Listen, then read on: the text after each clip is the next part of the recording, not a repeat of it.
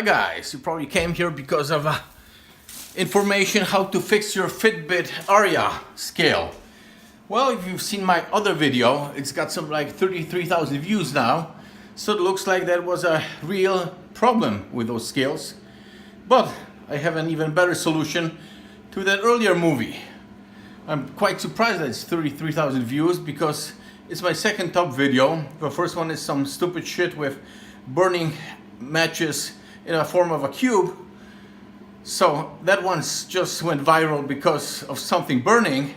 But with a scale, it seems that it's a truly important problem to people. But I found a better solution.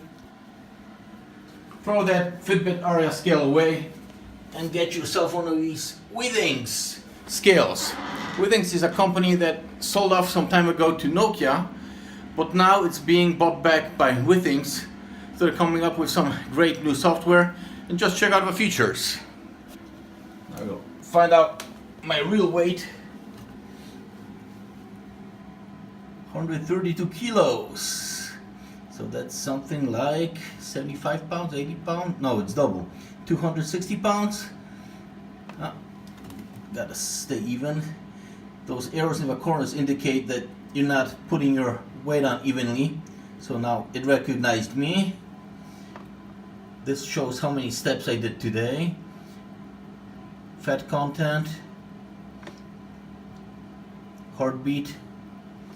I just ran upstairs, so it's probably gonna be around 100, but we'll see.